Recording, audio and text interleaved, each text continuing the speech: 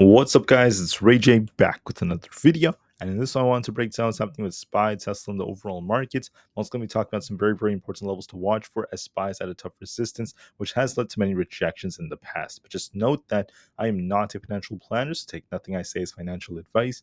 And also, if you guys can, please check out my Webull link. If you deposit any amount of money, you're guaranteed 12 free stocks. If you deposit $500, you're guaranteed 20 in total. Deposit $25,000 or more, and you're guaranteed 75. Conference very soon in just about 3 weeks. Anyways, now let's talk about the market. So the market has pushed very decently thus far, but the question is, why did this happen? So far, we had Kugler giving a speech which was more optimistic for the markets. The business optimism was a little bit below expectations. Exports and imports were decent, so the market still held up with that coming out. And then the economic optimism index was also a little bit below expectations. So once again, not the best of data, was just so thus far. And we have more Fed speakers for the day, but I just want to mention that the market is not really moving as much because of data. It's more like it's moving due to the fact that there are algorithms dictating the way the market's moving based off the options chain and based off what these market makers are trying to achieve. So, yes, they're pushing things up right now, but I just want to mention that we have to be a little bit careful here because every time SPY has hit 572 to 575 historically, this has gotten a rejection. So it rejected here, got this big rejection here, another one here, and then another one here. So this is just a warning to be very careful with the way this is moving. Yes, it's trying to get up to 572, but be careful as that's going to be a tough resistance. Now, if we break through that, we're looking for 573 as the next target, and then the 574.5 area range all the way up there if we get back above that. But if 572 ends up failing, if we hit that and we reject, this could be dipping back down. If we lose 570, we turn back down to bearish. We'll be looking for 568, then eventually 565. And if that fails, we turn a lot more bearish. Otherwise, we are going to try to shuffle at this 572 area for the time being, but just know it's a tough resistance historically, so be careful at this level. Yes, we could reject later on, but so far we're just shuffling, so give it some time as it's trying to hold up for the time being.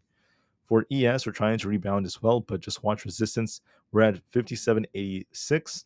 Very close to about 5,800 is where resistance happens to be. The one thing worth mentioning is the fact that we have been making lower highs on ES. If we lose 57, 67 around that range, this is going to be dipping even lower. And that's going to lead to more downside all the way down to the lower 5700s. So we'll see if that ends up being the case. As of right now, we're just barely holding up.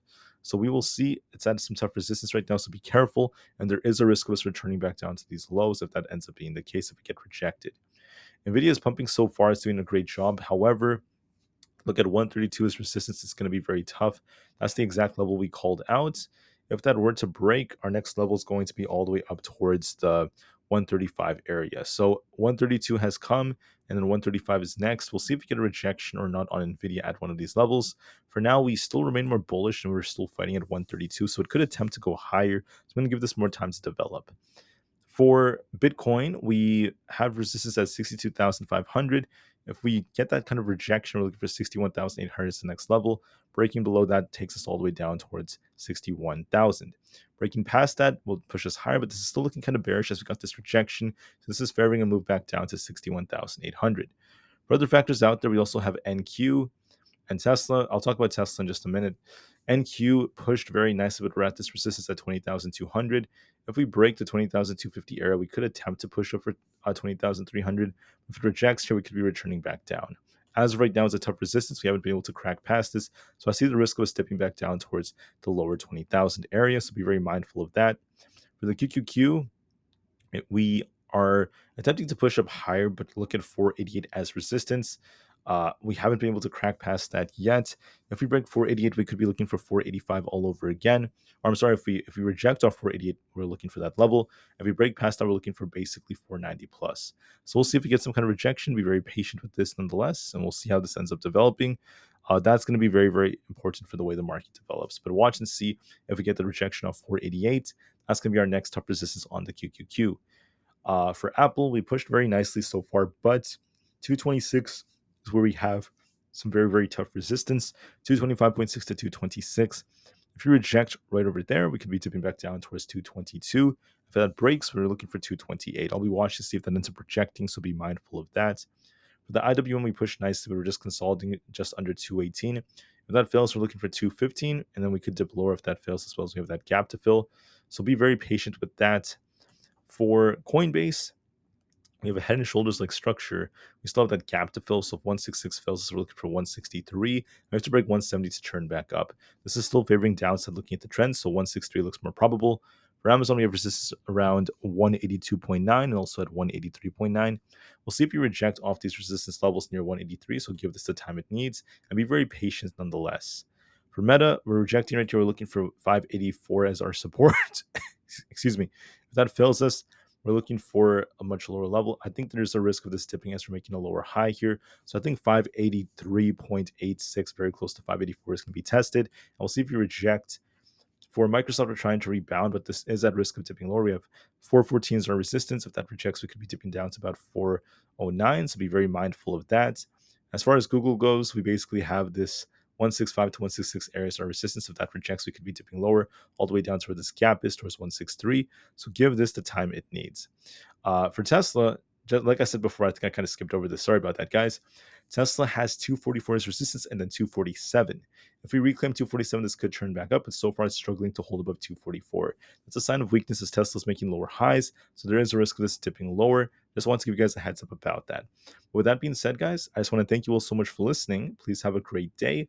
Yes, the market's pushed higher, but we're at some tough resistance, so be careful at these levels, right?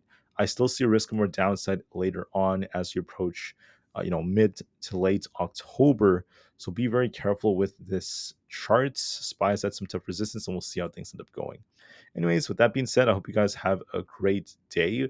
One thing worth mentioning is the fact that the VIX is starting to come down just a bit, but the question is, will the VIX come all the way down to fill this gap and then bounce, or will this end up kind of like dipping a bit and still continue this uptrend? We'll have to wait and see. Nonetheless, what I think is going to happen is I think that in the month of October, the VIX will push closer to 40 as you have this big gap to fill. So even if we do dip a little bit, this still has more upside potential because of the market's downside potential. So I think the market is going to see another increase in volatility and a big dip that's still brewing. I think that this move right here is just kind of like preparing us for it. So very similar to this phase right here when SPY had that bearish divergence and rejected. SPY was forming a bearish divergence here, and I still think that there is that risk of a rejection. So with that being said, guys, I thank you all so much for listening. I hope you guys have a wonderful rest of your day. I'll be back in about a couple of hours from now to give you guys one more update. Until then, please have a great day, and I'll see you guys very, very soon on the next one. Thank you for listening, and peace out.